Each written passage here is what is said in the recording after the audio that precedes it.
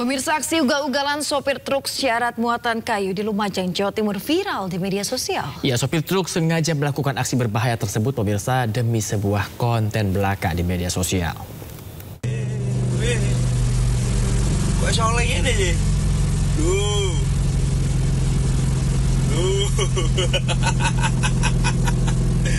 Apa sih itu oleh-oleh ini sih? Kondisi sih.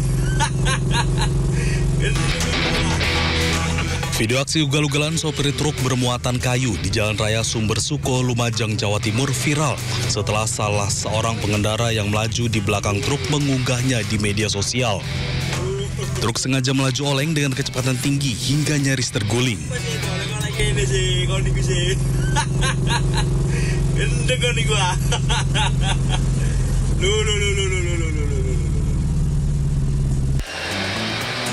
Lantaran membahayakan pengendara lain dan membawa muatan melebihi kapasitas, Satlantas Polres Lumajang langsung melakukan identifikasi kendaraan.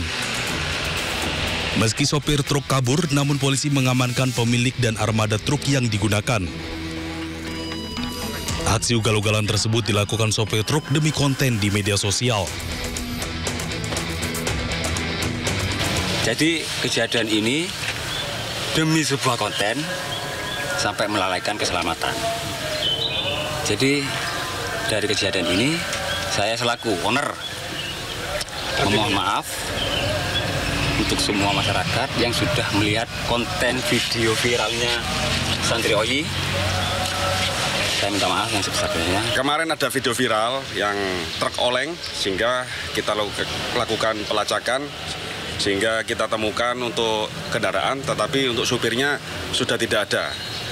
Untuk pemiliknya proaktif dapat membantu kami terutama dalam membawa kendaraan tersebut sehingga kita amankan di Satlantas Polres Lumajang. Selain menegur pemilik truk, polisi juga memberikan sanksi tilang atas aksi ugal-ugalan tersebut. Sementara sopir truk masih diburu polisi untuk mempertanggungjawabkan perbuatannya.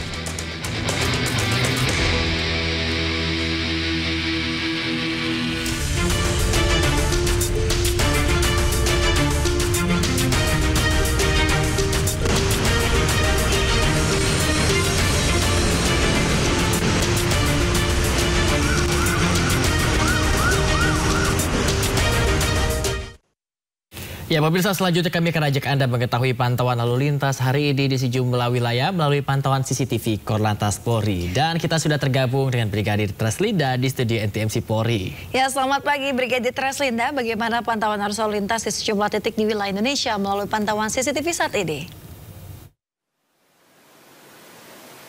Ya baik, terima kasih rekan saya Yasmin dan juga Bayu di studio.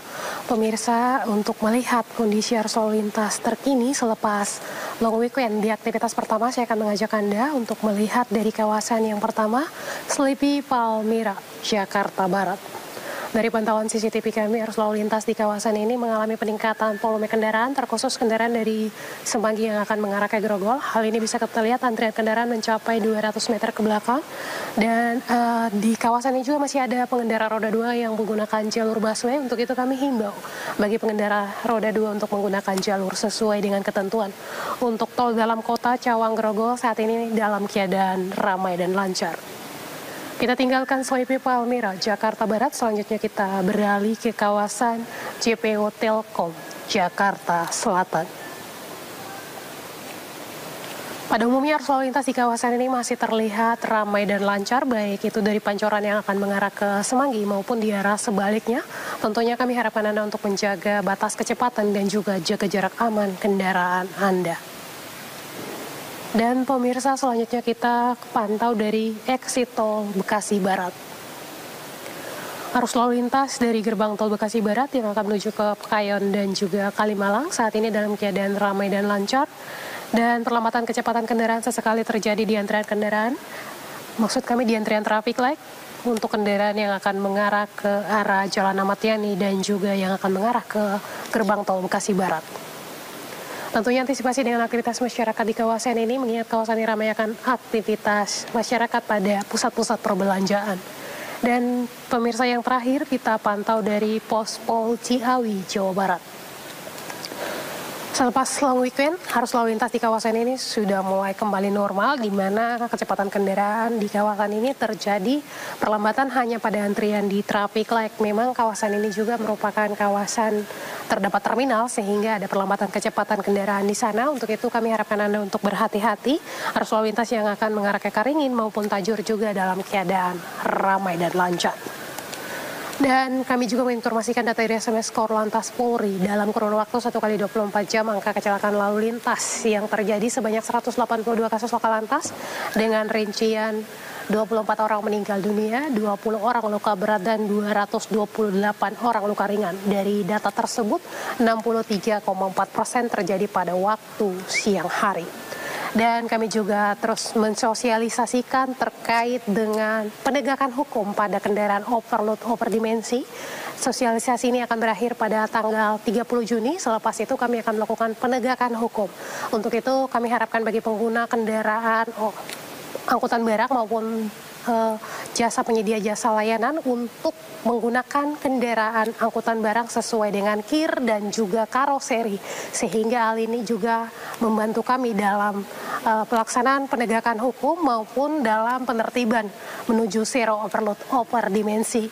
Bagi Anda yang akan mengupdate informasi-informasi seputar arus lalu lintas terkini, kami siap melayani Anda di 1500669 ataupun melalui SMS center kami di 9119. Demikian Brigadir Treslinda melaporkan, kembali ke rekan saya Yasmin dan juga Bayu di studio. Silakan. Brigadir Treslinda, terima kasih atas laporannya dari kawasan tempat Anda melapor. Selamat bertugas kembali dan salam presisi.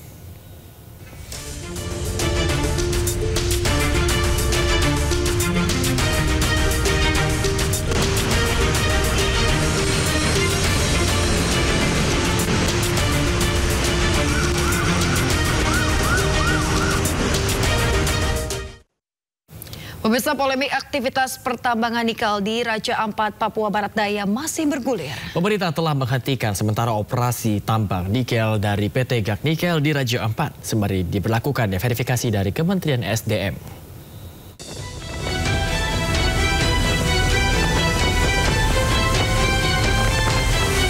Aktivitas tambang nikel terbesar di tanah Papua kini terhenti sejak keputusan penghentian sementara oleh Kementerian Energi dan Sumber Daya Mineral pada 5 Juni 2025 lalu. PT GAK Nikel menghentikan seluruh kegiatan penambangan di Pulau GAK Raja Ampat, Papua Barat Daya. Puluhan alat berat dan dam truk terparkir sementara aktivitas pekerja nyaris tidak terlihat. Selain PT GAK Nikel, pemerintah juga menghentikan sementara operasi 4 perusahaan tambang lainnya di kawasan serupa untuk menghindari kerusakan lanjutan. Menteri ESDM Bahlil Lahadalia menegaskan pemerintah akan mengambil langkah tegas berbasis hasil evaluasi lintas kementerian. Kita pemerintah akan melakukan evaluasi menyeluruh. Saya akan konsultasi, saya akan minta rapat nanti dengan Menteri LHK, karena urusan lingkungan memang domain dari Menteri LHK untuk mengecek sedetailnya. Seperti itu baru kemudian kita ada keputusan lebih lanjut. Sementara itu, pihak perusahaan mengaku sudah melakukan perawatan lingkungan secara bertahap di lahan-lahan bekas galian penambangan nikel. 2018 sudah mulai ini keberhasilannya, terus 2019 sampai dengan 2024 yang tadi kita lewati, itu 2024. Pak, total luas lahan sudah direboisasi sendiri, reboisasi dan reklamasi. Yang sudah direboisasi kan ada 281 tadi ya? 263 yang sudah dibuka, 131 sudah reklamasi. 131 sudah reklamasi. Baik. Terus 59 dia nggak berhasil. Yang ini ya? Berarti yang dari tahun 2018-2019 sudah terlihat hasilnya, berhasil. Penghentian ini menyusul sorotan tajam dari publik dan komunitas pemerhati lingkungan yang menilai aktivitas tambang di kawasan pariwisata dunia seperti Raja Ampat berpotensi merusak ekosistem. Dari Raja Ampat, Papua Barat Daya, Chandri Suripati, iNews melaporkan. Pemirsa, Presiden Prabowo Subianto memanggil 3 menteri ke kediaman pribadinya di Hambalang, Bogor, Jawa Barat yang dimana diduga terkait polemik tambang nikel di Raja Ampat. Ketiga menteri yang dipanggil yakni Menteri SDM Bahlil Lahadalia, Menteri Kehutanan Raja Juli Antoni, serta Menteri Lingkungan Hidup Hanif Faisal Nurofik. Iring-iringan kendaraan yang diduga ditumpangi para menteri memasuki kediaman pribadi Presiden Prabowo Subianto di Hambalang, Bogor, Jawa Barat. Ketiga menteri yakni Menteri SDM Bahlil Lahadalia, Menteri Kehutanan Raja Juli Antoni, serta Menteri Lingkungan Hidup Hanif Faisal Nurofik diduga dipanggil untuk menjelaskan kegiatan pertambangan nikel di Raja Ampat yang menjadi polemik. Belum diketahui apa hasil dari pertemuan antara Presiden Prabowo dengan para menterinya tersebut. Aktivis lingkungan Greenpeace sebelumnya melaporkan bahwa lebih dari 500 hektar hutan dan juga vegetasi di Pulau Gak terancam rusak akibat aktivitas tambang.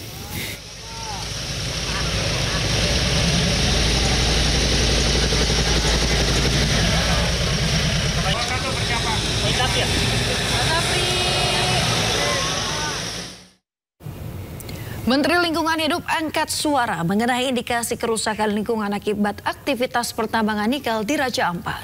Ya pemirsa, rencananya Hanif Faisal akan bertolak ke Raja Ampat untuk melakukan tinjauan langsung pada pekan depan.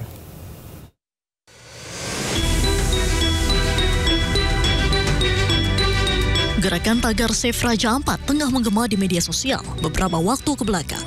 Gerakan tersebut muncul atas dugaan eksploitasi tambang nikel di Raja Ampat, Papua. Menteri Lingkungan Hidup Hanif Faisal Nurofik pun buka suara mengenai hal tersebut. Ia menjelaskan temuan di 4 wilayah pertambangan kawasan Raja Ampat, Papua Barat Daya. Hanif menyebut ada temuan yang menunjukkan indikasi kerusakan lingkungan yang terjadi di salah satu pulau kecil, yakni Pulau Manuran, yang diduga imbas dari aktivitas penambangan nikel. Jadi ini agak serius ini kondisi lingkungannya untuk pulau yang ada di Pulau Manuran ini, yang kegiatan penambangan nikel yang dilakukan di Pulau Manuran ini. Selain pulaunya kecil, pelaksanaannya kegiatan penambangnya kurang hati-hati sehingga ada potensi pencemaran lingkungan yang agak serius untuk di Pulau Manuran ini. Next slide. Ini juga telah dilakukan pemasangan pang pengawasan karena ini sedang kita lakukan tahapannya. Jadi teman-teman sekalian, kalau pang pengawasan itu dilakukan berarti tahapannya sedang berjalan. Mulai dari pengambilan sampel-sampel untuk di lab, kemudian pemanggilan penghadiran para ahli untuk memproyeksikan kerugian-kerugian dan kerusakan lingkungan yang ditimbulkannya untuk kita simpulkan apakah ini lari kepada penindakan pidana perdata. Menteri Lingkungan Hidup bersama tim dijadwalkan akan bertolak ke Raja Ampat pada Kamis 12 Juni mendatang. Usai melakukan tinjauan, pihaknya akan menentukan langkah yang paling tepat untuk mengatasi persoalan lingkungan di sana. Dari Jakarta, tim liputan iNews melaporkan. Museum Al-Quran atau Holy Quran Museum dibuka bulan Maret lalu. Menarik perhatian dunia karena masuk Guinness World Records. Informasi lengkapnya kami hadirkan usai jeda, tetaplah di Sindo Today.